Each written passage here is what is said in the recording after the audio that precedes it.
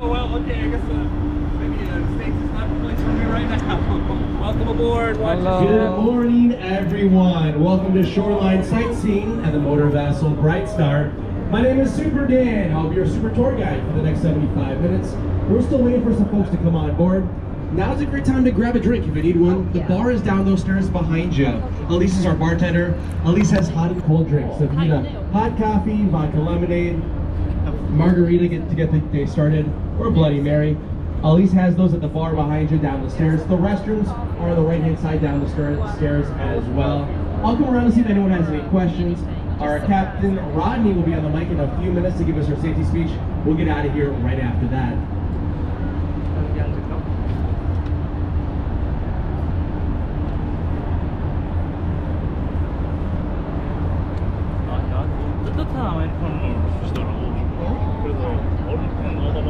On our left, we've got three European style structures. See this big temple to our top left? See those little temples to our far left? With a big rotunda on top or dome on top. There's a white Gothic spire right in between. All three buildings built in the European style, all from the 1920s. Why are Chicago architects in the 1920s using elements of European design? We'll see a lot of that today. Well, there was a World's Fair held in Chicago in 1893. That was a really big deal. All of the buildings for the World's Fair, except for one, were built in this style, the European-driven style, what architects call today the neoclassical style. The neoclassical style remains popular with office buildings from the year of the World's Fair, 1893, until this era, the middle 1920s. That building with that big dome and the little temples on each corner, I'm pointing out right now, that is the Jewelers Building, built in 1926 to be a high-tech office building for jewelers. For security reasons, it was the Jewelers Building after all. They built the building with an interior car elevator. Jewelers could drive into the building with all their jewels inside their vehicle, take the car elevator up to their floor, bing, drive right out of the car elevator onto their office floor plates and park their vehicle. The car elevator functioned from 1926 until 1941. In the 40s, the cars got way too big to fit in the 1920s car elevators, and they had to demolish the car elevator at that time. That security feature did not work. It was the Jewelers Building. It was robbed immediately upon completion of construction, and they changed the name to something else after the first year. We'll go from the 1920s here on the left to the late 60s here on the right-hand side. To these corncob towers, twin corncob towers to our right-hand side. Marina City, 1968. In the 60s, remember, there was nothing tall around here. To our right in the 60s was industrial, low-rise industrial. To the left was mid-rise office in the 60s. So these corncob towers, when built, floated over downtown Chicago. You had the best view of the city from either of those circular rooftops or any of these curvy balconies. The architect of Marina City, Bertrand Goldberg, wanted people to be able to walk to their jobs. In the loop to our left, the Central Business District here to our left-hand side. Because everything around here was office space or industrial space, there were no services for residential tenants. Bertrand Goldberg built the first mixed-use building in U.S. history in 1968 to provide all of the services a residential tenant would need. You can see those cars there at the bottom half. That's valet parking for the residential tenants. You'll see some marina space at the bottom. That's where the name Marina City comes from, the marina at the bottom. That's for recreation. Above the marina, restaurants. You can go right downstairs, grab a steak on the right or some seafood on the left. That big box to the back, that's a hotel. There's a small curvy rooftop to the back. That's the House of Blues, a music venue also on the same campus. At the very top, above the cars, are the actual residential condominiums. There are almost 1,000 residential condos above those cars. Let's cross the river and talk about this shiny building here on the left-hand side. Draw your eyes up to the top of that shiny building, and you'll see a Greek temple shape on each side of the structure. When we cross under the bridge, you'll see a bottom, middle, top, base, shaft, and capital. That's part of that classic Greek temple design. In a moment, we'll see the base of the building has some Greek temple elements. The lobby is also Greek temple themed if you want to pop your head into that building after our tour. There's a Greek orb inside that lobby. So this is a modern day office building from 1992, dressed up as a surreal, dreamlike, ancient Greek temple. We'll talk about this style called postmodern later on. They're washing the wheels right there. always thought that would be a great job, washing windows. No boss, right? You might see me up there next year. I need to try it. The first skyscraper in the world was built in Chicago in 1885. We'll talk about that building later on. All the early tall office buildings in Chicago or New York looked like this red brick building here on the right-hand side. See where it says Whirlpool up there, that red flag? This is the Reed Murdoch building from 1914. The building is designed and built in the style of the first Chicago School of Architecture, what all the early office buildings looked like in Chicago or anywhere else. The mantra of the first Chicago school is that form follows function. A building's design should reflect its use. In their view, no one believes that anymore. This was a warehouse and office building when it opened up in 1914. The first Chicago school style is a very simple style of architecture. The clients of these architects were beating them up to get the cost of construction down. The way they got the construction cost down was by making the design very simple, and they called it, ta-da, a style of the first Chicago school. You'll see some repeating patterns there at the bottom and top, as well as those kind of arts and crafts light fixtures you'll see on the right. Those kinds of repeating patterns normally are associated with Frank Lloyd Wright and the Prairie School of Architecture. Frank Lloyd Wright is part of this group of architects, the first Chicago school, but he gets fired by one of them early in his career, leaves office buildings to do single-family homes.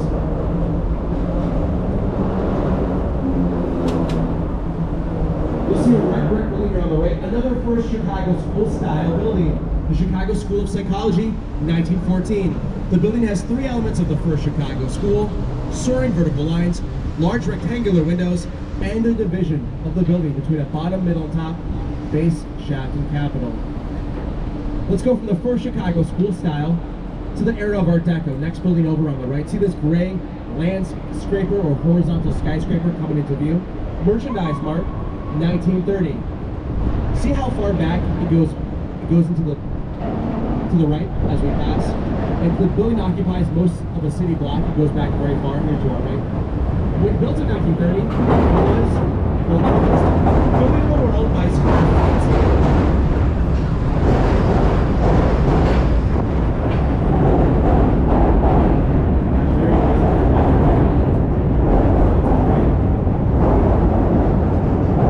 When built in 1930, it was the largest building in the world by square feet and held that title until the Pentagon was constructed. Used to have its own zip code, used to have its own fire station, still has its own train station, the Merchandise Mart stop on the Brown Line. The building is a great example of a style popular in the late 1920s called Art Deco. The building has three elements of Art Deco we'll see over and over again. There's a lot of Art Deco here in Chicago, especially along the river. See those soaring vertical lines? Those soaring lines dry your eye up. Those soaring lines function like an optical illusion or visual trick. They dry your eye up, making the building look taller and grander than it actually is. Those soaring lines are created by deep inset windows, and the building recedes level by level at the top. See those at the top? Those are called setbacks at the top. We'll see those three elements of soaring lines, deep inset windows, and setbacks at the top over and over again today. We'll next come into the trophy case of Chicago architecture. We'll be surrounded by new buildings and a couple of old buildings if you prefer the old ones. We got them both for you here. This is Wolf Point, where the main branch we're on meets the south branch to the left and the north branch to the right. Great shot of a train crossing a bridge right there with a boat and a bunch of buildings around it. New building, new building, new building, new building. The newest building in Chicago, right here to our front right, Salesforce Tower. Opened up 7 weeks ago to let its first office workers inside the building. It houses employees of the Salesforce Software Corporation. You can see some video there at the bottom. That video just rolls all day long. You actually can hang out here. See those white chairs? If you want to walk over there after our tour, feel free to do so. That's publicly accessible land. Beautiful weather today, and you can just hang out there and watch the boats go by after our tour if you want to. And if you prefer the older buildings, these are two over 100-year-old red brick buildings here to our left-hand side.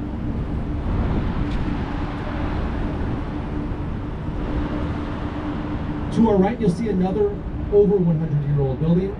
See this pink brick building coming into view? Fulton House, oldest building we'll talk about on our tour today, from 1898. When built in 1898, it was built to be a cold storage facility, big meat freezer, Chicago was the hog butcher to the world for over 100 years. Meat barges would come up the river and drop meat in that building. The meat would be frozen inside there and packed onto refrigerated train lines that ran behind the structure. So the refrigerated trains on train lines that ran behind the structure, that's how much of America got its meat for a very long time. A civic-minded architect bought Fulton House, the Pink Building, in the 1980s. Because it was a cold storage facility, big meat freezer, the building was frozen solid when the architect bought it in the 1980s.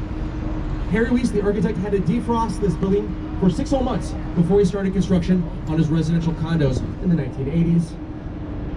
Because it was a cold storage facility, a big meat freezer, it also had no windows when the architect bought it in the 80s. So Harry Weiss, the architect, had to cut through a full foot of that red brick to create each and every one of these windows and patios you see along the middle portion of the building to convert it into residential condos, which is what it is today. So it's a condo building today. By the way, you have to defrost every cold storage facility before you convert it to something else. The Google building in the West Loop was defrosted about 7 years ago to turn it into the Google building in the West Loop.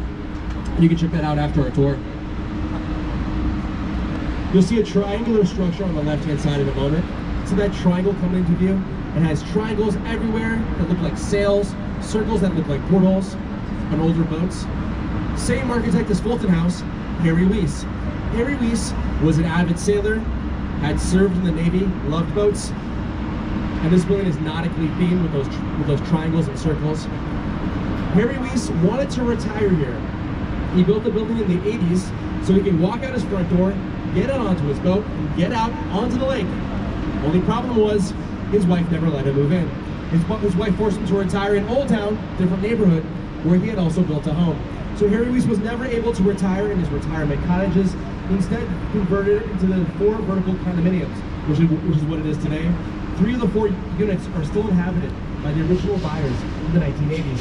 The third from the left sold for $2.2 million 8 years ago. And that's the only one that has ever sold. Third from the left for $2.2 million.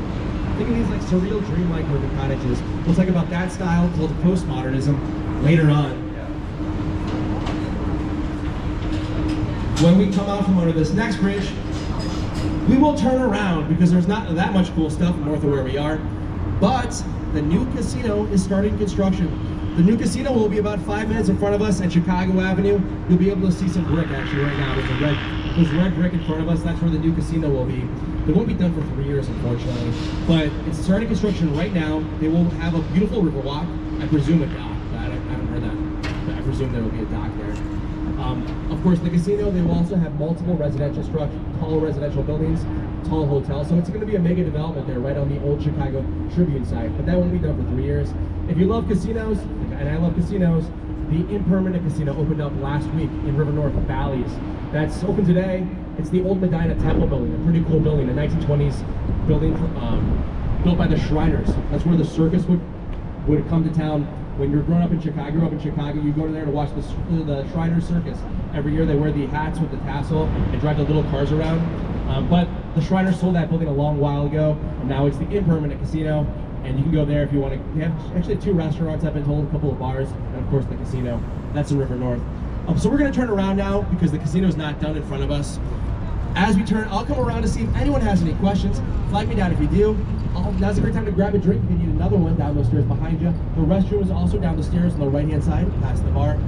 I'll be back on the mic in a few to talk about that bridge standing up right to our left.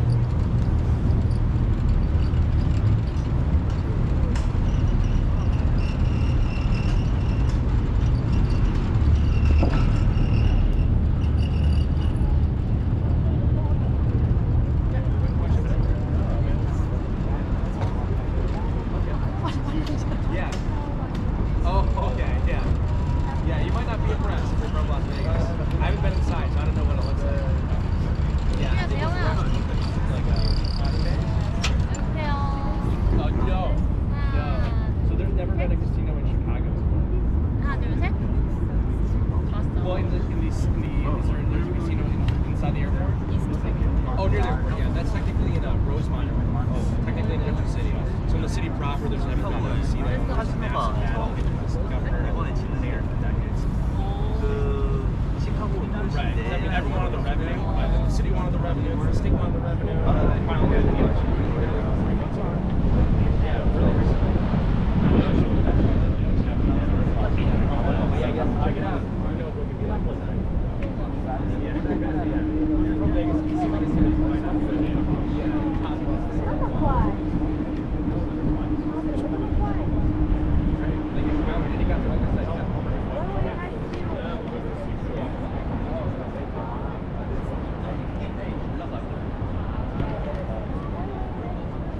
이제 여기 이렇게 쭉 뛰었는데 밑이었어? 이쪽으로 있어. 여기 뭐 구스섬인가? 저기 이쪽인가?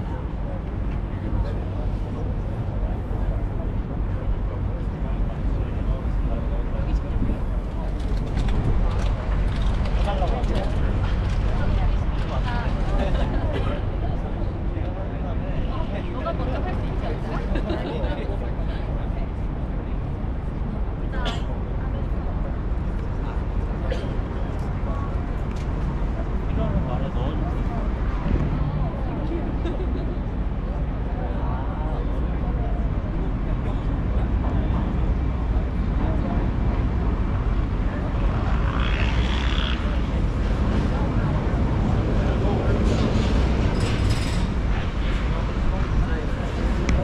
See this bridge coming into here? 1908 Railroad Bridge. When built in 1908, was the longest and heaviest bridge of its type. It's an industrial railroad bridge for industrial trains. Used to come down here on the right-hand side and meet the bridge footing. This is where the industrial train would cross. And there's a big gap here to our left-hand side. That's the gap the train would take. All of the buildings on the left were built after the train line in 1908. So that train would run through that gap, through all those buildings, through the merchandise park, and go out to maybe here in its heyday. In the late 90s, all the industrial users evaporated to our left, right? So there's no longer any industrial companies who need industrial train service. That train line was stuck up, that bridge was stuck up in the late 90s. That's what remains. Still works, can come down, just nobody wants to use industrial train service here in downtown Chicago anymore. See this curvy blue building here to our right, River Point, 2011. That arch of the base is functional. The arch of the base is there to accommodate a live active train line that runs right below. So that's a structural arch. See these circles here to our right? They've got fans in them. Those circles are functional. Those circles are there to ventilate that same live active train line that runs right below. All of the land to our right is all active train land. These landlords did deals with the railroad to build buildings right on top of their live active train tracks. We'll talk about the train more later on. To our left, you have a great view of over 100 years of Chicago history. This is 1914 to 2020 here. That's the ages of all these buildings here to our left. Feel free to take some photos. This is our little blue car passing.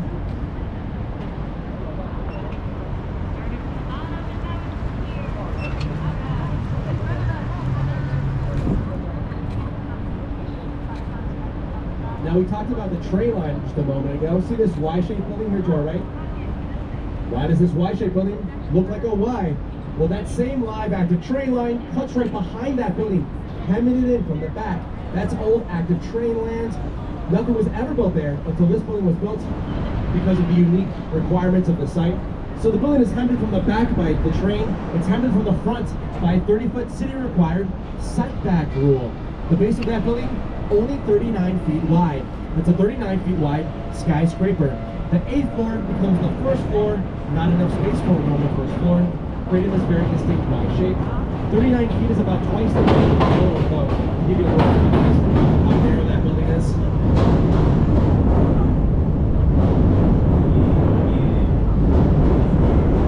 To our top right, we have a great view of a bunch of young people having a great time on the building. Feel free to wave at yourself out there and take some photos. We have a great boat passing us, and I love that surreal walkway. And you got the train line behind to the right. It's a great photo. How do you build a 39-foot wide skyscraper? Well, this building has 160,000 gallons of water at the very top that functions like water in a bucket. Think of water in a bucket. If a bucket with water goes one way, water will slosh in the opposite direction. If my head's the building goes that way, the water will slosh in the opposite direction and help reduce swaying due to the wind. So that's 160,000 gallons of water across 12 concrete tanks that functions like water in a bucket. We'll see a building with 400,000 gallons of water across 6 tanks that does the same thing later on. See these giant tripod I-beams here to our left-hand side? Bank of America Tower. This building is subject to the same 30-foot setback rule we've talked about before. Mayor Daley number 2. We've had 2 Daley mayors here. Daley 2 went to San Antonio, Texas, and was inspired by the San Antonio Riverwalk to lobby for this Riverwalk here in Chicago. Ever since 1998, you have to have your building 30 feet away from the river's edge to create the river walk. The way this building respects the Riverwalk ordinance is by vaulting the third floor with these giant tripod I-beams. And the office space just starts on the third floor. The first 3 floors are sacrificed to the Riverwalk, elevator space, and retail space. We'll now come into what I like to call the architectural time machine. We'll see 5 buildings built in chronological order and sort of decode them as we go. Starting with this building here on the left-hand side, Civic Opera Building, 1929. Art Deco. The building has 3 elements of Art Deco we've seen before. Soaring lines, deep inside windows, setbacks at the top. Stepping throne-shaped setback. There are 3 kinds of Art Deco setbacks. The throne shape, this one, is the most classic of the 3 kinds of Art Deco setbacks. You see this big rectangle here to our left, where it says Civic Opera, the building? That's the Opera House, or to be more precise, the back of the Opera House. The big idea of this building is that the office space to the left, office space to the right, and office space to the top would pay for the opera in the center. Pretty good idea, right? Self-supporting opera. Nothing can ever go wrong with this opera unless it opens up 6 days after the stock market crash of 1929, which is what it did. The founder of the opera, Samuel Insull, is revealed to be a major financial fraudster for the stock market crash, and the founder of the opera flees to Paris in France to avoid prosecution. He dies in the Paris subway with 7 pennies in his pocket. The Civic Opera building goes right into bankruptcy upon completion of construction, but fortunately, the Lyric Opera is there today. The Lyric Opera is very successful. They have the largest stage in downtown Chicago. The Art Deco era, the Roaring 20s, end with the stock market crash of 1929, which was followed by the Great Depression, which was followed by World War II. So there's not a lot of office buildings between 1929 and this area here on the right-hand side. I told you Chicago is a city that works. We're always working in this town. See these black boxes these guys are working on here on the right? From the 1960s, Gateway 1, Gateway 2. This is what an office building looks like in the 1960s after a 30-year pause in commercial office building construction. In the 60s, these black boxes were clad in this black steel and glass you see there. This style, the black box style, is called modernism. Modernism is popular in the US in the 60s. Modernism was already popular in Western Europe, starting in the 1920s. During World War II, all of the leading European modernist architects come to the US and influence architecture here in the US in the post-World War II era. The most famous of all the modernists is Ludwig Mies van der Rohe, and we'll see Mies van der Rohe's last and largest building later on in our tour. The mantra of modernism is that less is more. We'll go from the 60s to the 70s now. See this white boxy structure on the right? Gateway 3. This is what an office building looks like in the 70s. In the 70s, modernist architects got bored with that boring black box style. So they went crazy. They went wild. And instead of building black boxes, they built white boxes, and beige boxes, brown boxes, and yellow boxes, red boxes too. You'll see all kinds of boxy office buildings in New York and Chicago in the 70s. Just not black boxes anymore. We'll get to the end of our time machine here on the right-hand side. See this green curvy building on the right? Gateway 4, this is the end of our time machine. The building is an example of postmodernism. See how it's surreal, shiny, curvy, and dreamlike? This is what office buildings look like in the 1980s. Postmodernism is a rejection of that standard black box of the 1960s. The mantra of postmodernism is that less is more. And we've already seen a couple of postmodern buildings already. That Greek Temple office building was postmodern. Harry Weiss's River Cottages, postmodern as well. We'll see another postmodern building later on. To our left, you'll see a red Lego piece hanging off the back of that building across the river. That red Lego piece is us. This is an $800,000. You are here side. We started our tour in the top right. I don't know if the sun's in our eyes. Oh, the sun's in our eyes. But we'll see that on the way back. We're on the south branch where that red Lego piece is. The sun messed up my roll that I was on. I'll try to do this one again on the way over. The ending was really great at that piece. I don't know if anyone's seen the Dark Knight Batman film, 2008 film. Opening scene of the Dark Knight, what happens? The Joker and his goons zip line onto the top of Gotham Bank. The real world Gotham Bank is on our right hand side. is the old post office. The Joker and his goons in The Dark Knight zip line, opening scene from the green building onto the top of Gotham Bank. The Joker exits Gotham Bank in a yellow school bus going the wrong way down Van Buren Street under those flags you see there. And if you're a huge fan of Batman, you can actually walk into that lobby Monday through Friday, 9 to 5, if you want to see where that scene was filmed. The final scene of The Dark Knight, where Batman and the Joker fight on the outside of a building, has Trump International boots on the towel, if you look closely. The building on the right, in the real world, is the old Maine post office, built in the 1930s, when Chicago was the catalog capital of the world. All the catalogers were right here in the 1930s in Chicago: Montgomery Ward, Marshall Fields, Sears Roebuck. It was like having 5 Walmarts in one single town that did all their business by mail. They needed this structure, the largest post office on planet Earth at the time of construction, to help them manage all that mail. Remember, in the 30s, you could order a single family home, buy a catalog, and put it together yourself.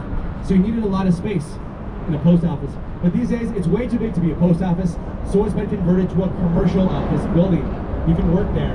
That is the largest interior commercial construction project of all time. It took $1 billion to convert that from a post office into an office building around 10 years ago.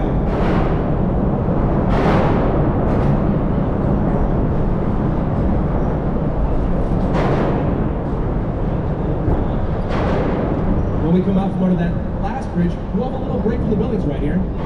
And you know what? Now would be a good time for me to tell Chicago's foundational story. Chicago's story is best told in 3 quick, very quick acts.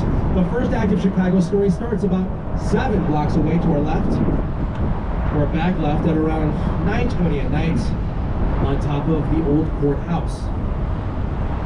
On Sunday, October 8, 1871, a fire spotter posted on top of the old courthouse sees a fire break out about 5 blocks away to our front right. And the fire spotter sends the fire department. That was at 9:20. At 9:30, the fire department arrived here to our right. 10 minutes later, we find that the fire has already spread to many homes, sheds, and barns.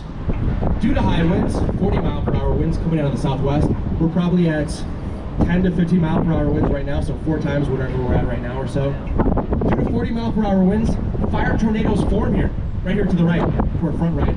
And the fire tornadoes throw flaming pieces of wood, 5, 10, 15 feet long, several blocks behind the line of firemen fighting the fire, right about here, to our direct right. At midnight, one of the fire tornadoes hurls a flaming piece of wood through the air across the river, right where we are, right here. That piece of wood lands in a tank of tar across the river to our left. The tank of tar ignites, bringing the fire to the downtown area, destroying the entire downtown. Fortunately, the main branch of the Chicago River serves as a fire break until 2:30 a.m. when a fire tornado hurls a 50-foot long flaming piece of wood through the air across the main branch of the river, and that flaming piece of wood smashes into a kerosene train, which explodes, bringing the fire to the north side, destroying the entire north side. A fire a mile wide and 100 feet tall rolls over the whole north side of Chicago, rolls over the whole downtown area to our left, and to our right, where the fire breaks out in O'Leary's barn at 9:20 at night. We're actually really well off. The winds were going to our back left 40 miles per hour, so O'Leary's home survives the Great Chicago Fire, even though it's her barn. The fire breaks out. The winds push the fire between right here and the lakefront. So that's where the damage is. To our back left, here's the lakefront. The Great Chicago Fire is a 3-day fire. People have to wake up the second day and run for a second time because the fire had jumped the main branch. The Great Chicago Fire is the worst urban fire in global urban history. Sorry Rome, sorry London. There's only one great thing about the Great Chicago Fire. It creates a blank canvas on which Chicago will be built for a second time, just when other things are happening in the realm of engineering. The next and quicker act of Chicago's foundational story is called the elevator. Prior to the invention of modern elevators, buildings were only 6 stories tall, because 6 stories was about as high as anyone wanted to climb. In 1854, Elisha Graves Otis stands in front of a large crowd on a high platform. The platform is only suspended by ropes. Elisha has his assistant cut the ropes, the platform falls, the crowd gasps, but to the audience's surprise, the platform only drops a few inches. Elisha had just demonstrated the first modern elevator safety system. Prior to Elisha's invention, Elevators were very dangerous. They would break and fall all the time. People were scared to use them. So Elisha's system, the modern elevator safety system, invented right here in Chicago by the Chicago-based Otis Elevator Company, still the largest elevator company in the world. Elisha's system gives people the confidence to go up and down tall office buildings in elevators. But there's one piece of the puzzle still missing to get us to the first tall office building. The last act of Chicago's foundational story is called the first skyscraper. William LeBaron Jenny is an architect active in Chicago in the 1880s. Jenny comes home one day to see that his wife has placed a heavy book on their metal birdcage. Jenny studies how the thin wire of the birdcage supports the heavy weight of the book. And Jenny is struck with inspiration to design the first skyscraper in world history. All the early tall office buildings in Chicago and New York in the 1880s, they were all 10 stories tall and made of brick. The problem with brick buildings is you need a very wide base to support all that weight. Think of a pyramid or something like that. The taller the brick building, the wider the base required, capping the height of the office structure. William LeBaron Jenny figures out that you don't need brick to build a building, you can instead use structural steel. And because steel is stronger and lighter than brick, you don't need that wide base anymore, making the height of a building potentially unlimited. In 1885, Jenny builds the first skyscraper in world history in downtown Chicago. That building is 10 stories tall, made of steel, no longer there. 3 years later, 1888, Jenny builds the first 16-story building of any type, also made of steel. That second building still stands. No, I'm just seeing an illusion. I'll see those, the locks keep the lake out. The lake is higher than the river by 4 to 6 feet at all times. So when these doors open, lake water that is higher will rush into the Chicago River. Any boat wishing to enter or exit the river has to go through those 2 sets of gray double doors. The lake feeds the river with water when boats come through. The river flows to our left, down the main branch, out to the Mississippi and the Gulf of Mexico. This is the only river in the world that flows away to our left, away from its body of water. We'll talk about why in a few minutes on our way back home. Now that the sun's out of our eyes, let's talk about this blue building here to our left-hand side a little more. So that curvy blue building to our left, St. Regis, 2020. We said earlier, it's a hotel at the bottom, that big rectangle, residential condos above that rectangle at the bottom. So there's about 197 hotel rooms in that small rectangle, almost 400 residential condos above that hotel. The way this building works is that all the floors above the 71st come as an entire floor and unfinished. So above floor 71, you buy a big concrete box that's the size of a floor, then you have the opportunity of designing and building your own personalized residential condo. That's the way they would pitch it, at least.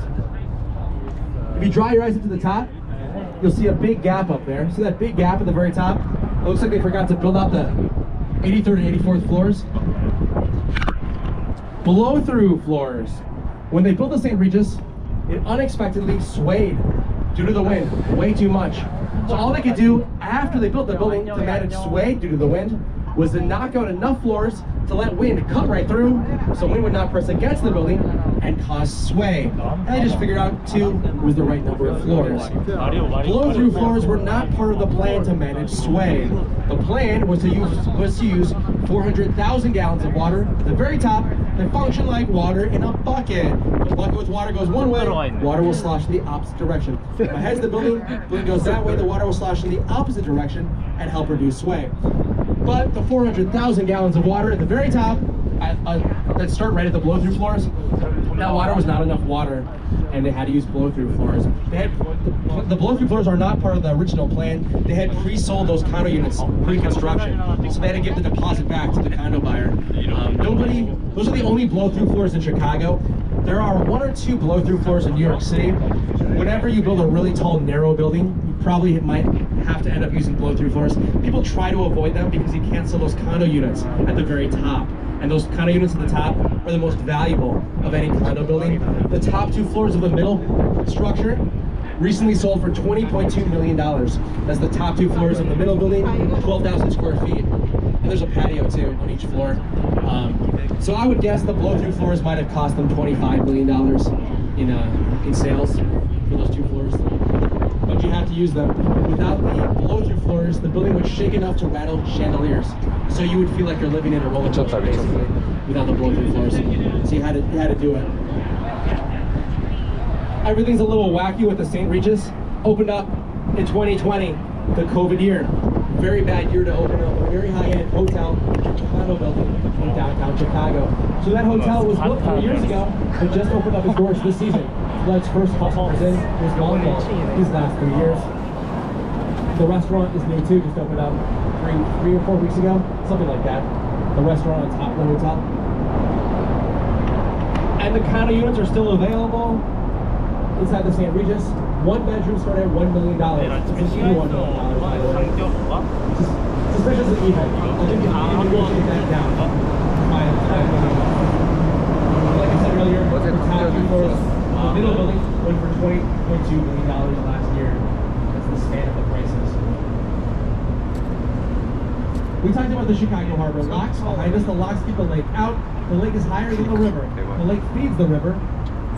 This is the only river in the world that flows away in front of us from its body of water because this river goes backwards. The Chicago River was reversed, turned around in the early morning hours of January 2nd, 1900. For the first 100 years of Chicago history, anything and everything would flow into this river, which would flow into the lake behind us, where the city got its drinking water. Someone asked about the cribs, the intake cribs. There are little houses out there in Lake Michigan. They have tunnels that go below them. Tunnels go below earth and bring the water to the treatment facility, which is actually over there. So we can suck our water from pretty far out. But we didn't have intake cribs that far out in 1900. They were pretty close. And the largest meat processing plant in the U.S. was along the Chicago River on the south side, Union Stockyards. So everything and anything from the Union Stockyards would flow into the river, which would flow into the lake, and the city got its water. City officials suspected the river as being a source of cholera.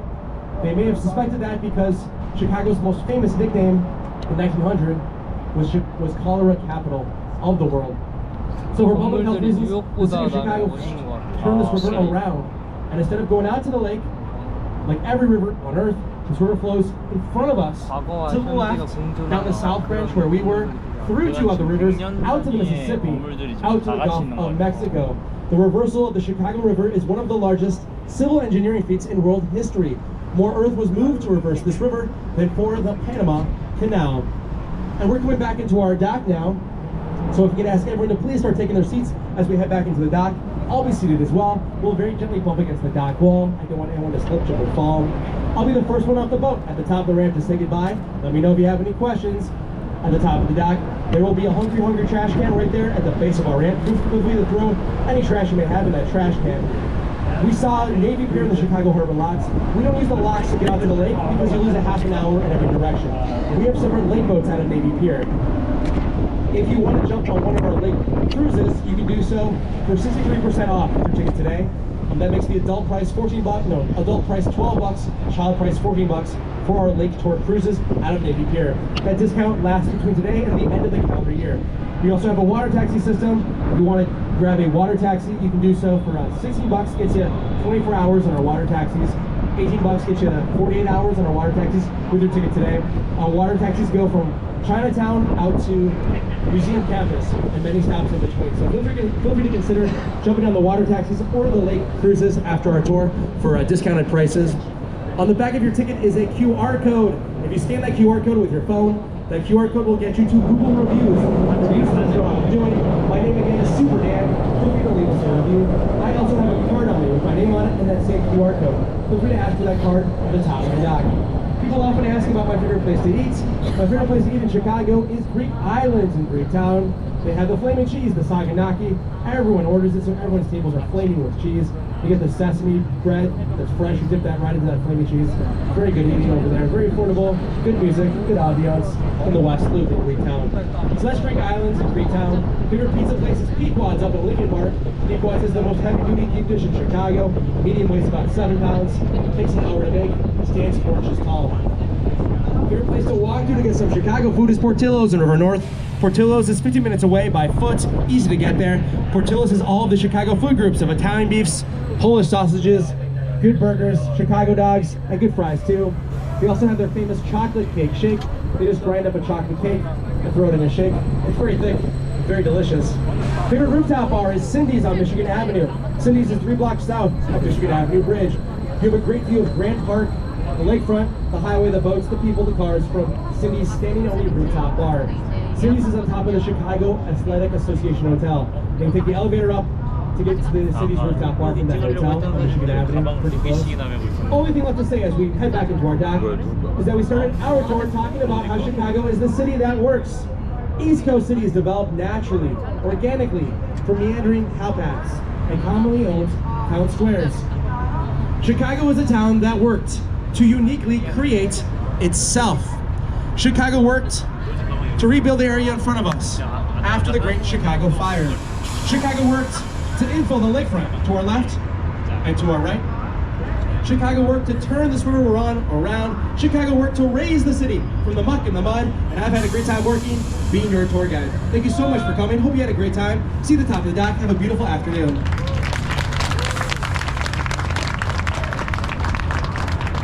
All right, folks, please stay in your seats until we get the ramp down and secure.